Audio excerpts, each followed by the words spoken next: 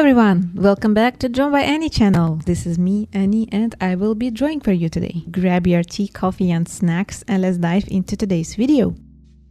One of you guys has left me a request of a fan art character under one of my TikTok short videos when I think I was drawing Geto from Jujutsu Kaisen. But under that video, a big supporter of mine named Rachel Rainbow, by the way, shout out to you and thanks for the recommendation, sending hugs and hearts.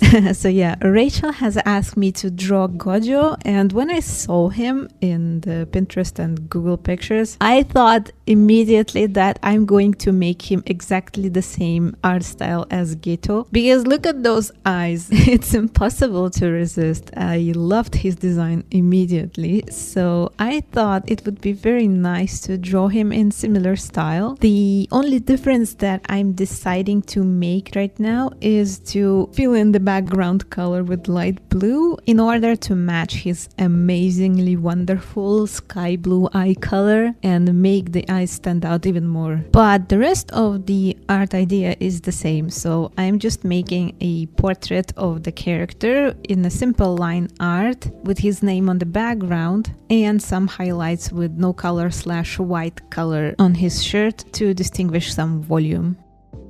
And the reason for this art style specifically is that I wanted to try and design the art print for a t-shirt, because I'm really thinking into trying and painting on the t-shirts directly, not on the paper. So in order to do that, I need some practice on the paper first. So I think it's a perfect occasion to do so, and also make at least one person who supports my channel a big smile and send highs.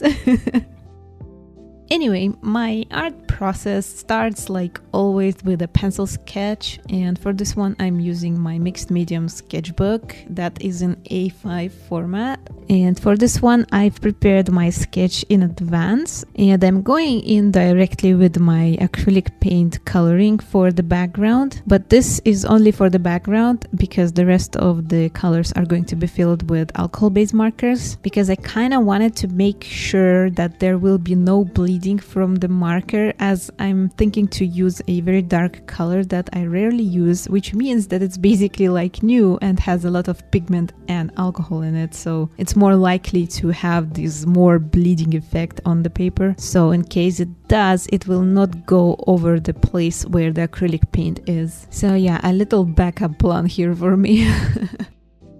So after I've done filling the background, I'm diving right in with the alcohol-based marker and filling in the shirt color, the glasses color, as well as some shading with the black marker. And right after, I'm coloring his wonderful eyes, and I'm going with a few shades of blue just to play around with the gradients and the depth of his pupils. And for the rest of the process, and the longest part, is to make the clean line art like I love to do. So firstly, I'm just lightly going over the sketch with the finest liner that I have, and then afterwards I'm removing the sketch with the eraser and going right in again with the same liner, or a little bit thicker one, to give the line work some line weight and showcase more volume in all the small details like his fingers and his hair, as well as his eyelashes and clothing. Sometimes I like to do an outline of the character that is defining a silhouette a little thicker, because it gives this comic / poster type look, but it feels like the line weight and the absence of background details leaves me an option not to do that outline because it looks good anyway. Simple fan arts like this one really help me relax, because I don't really stress about being too much creative or putting some details or thinking of other ways to improve the art, because for this one specifically I wanted it to look as close to original as possible, and I think I have achieved this goal. I'm sure that Jujutsu Kaisen fans know this artwork, and this is the original artwork that I am referencing to, because I personally didn't watch the Jujutsu Kaisen anime myself, and I cannot really think of other ways to make a fan art because I don't have any context for the character. So in this case, I usually go with something official as a reference and not stress about, you know, making something accurate or inaccurate. But since I rarely draw male characters, it was a really nice experience for me as well, because I really like to go out of the comfort zone as an artist, and I think I really need to do it more often.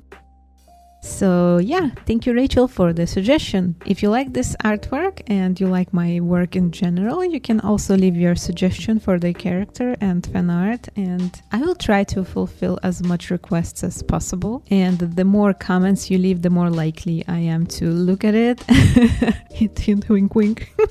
And as predicted, I really did have a little bit of a marker bleeding outside the frame that I wanted the artwork to be. So to fix this little misunderstanding with my paper, I went over with a white acrylic paint marker just to define the border of the artwork more clearly. So yeah, here is the final result. I hope you like the process of making this artwork. If you want, you can leave your suggestions down in the comments. And for now, I thank you very much for watching this video. Hope you enjoyed my little yapping along the way. If you like my work and you want to support me and my channel, hit that like and subscribe button. Check my other social media. Also, if you have artist friends or somebody who likes art making videos, send this video to them. This will also help a lot. And for me, I'm going to say my farewells. Wish you a wonderful, magical day ahead, and hope to see you in the next video.